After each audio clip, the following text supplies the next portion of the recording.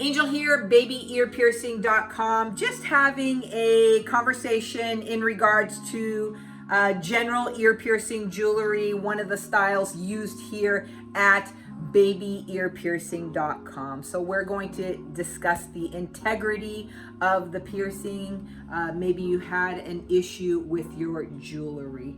So the jewelry components are stud, gem head, and backing. And the backing can vary. It can be a covered backing or an open backing. I actually prefer the open backings for if the earring should get bent, removal is much more easier.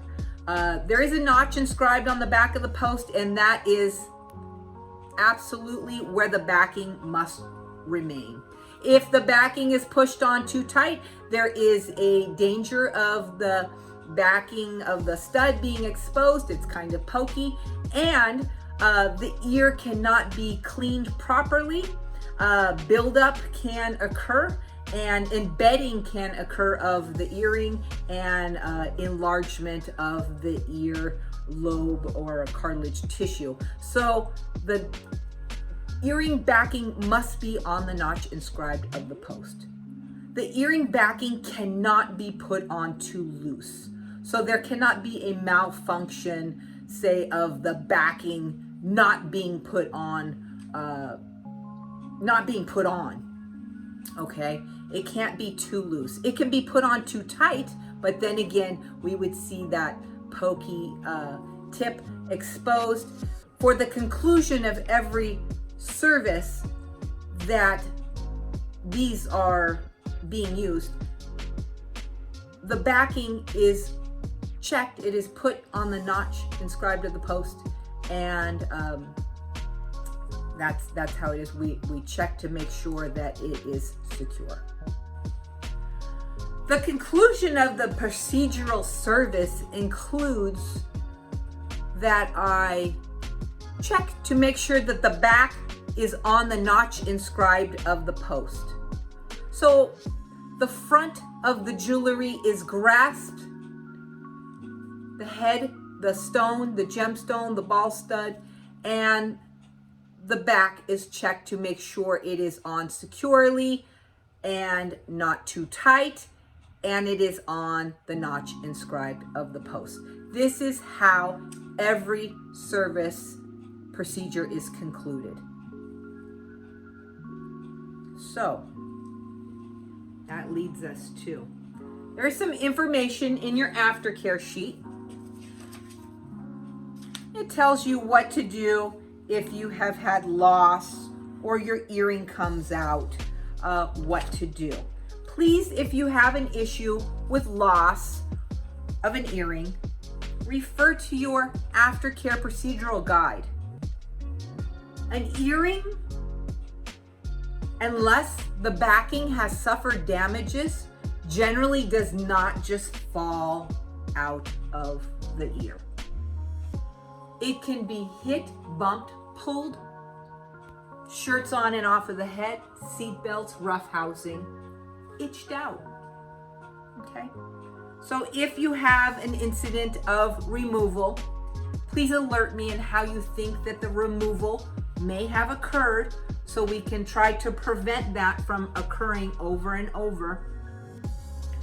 The jewelry actually disengages to prevent the ear from suffering possible damages such as a torn or enlarged ear lobe or cartilage.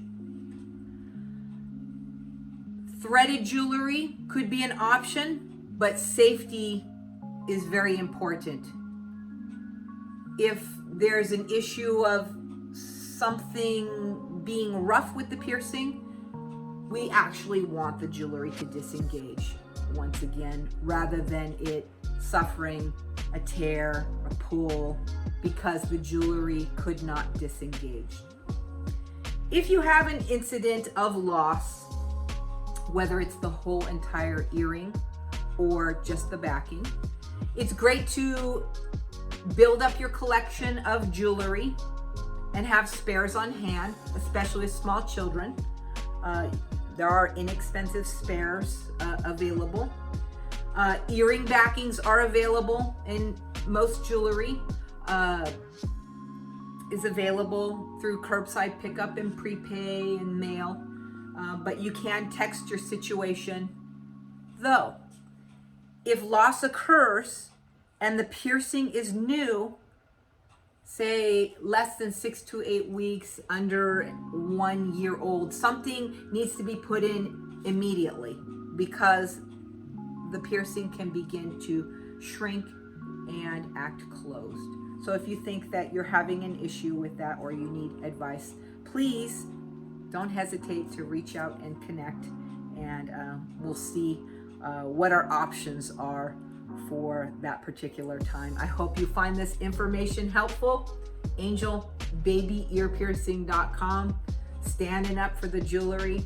Again, it is very durable, though it is not indestructible. One thing I just want to also tell you is, again, if you think that your backing may be damaged after a situation, check it, do the snappy test, and see if it has a good little snap in there. Okay, and this one's like really good.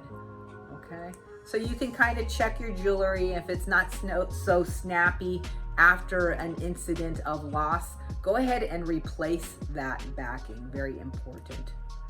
Okay.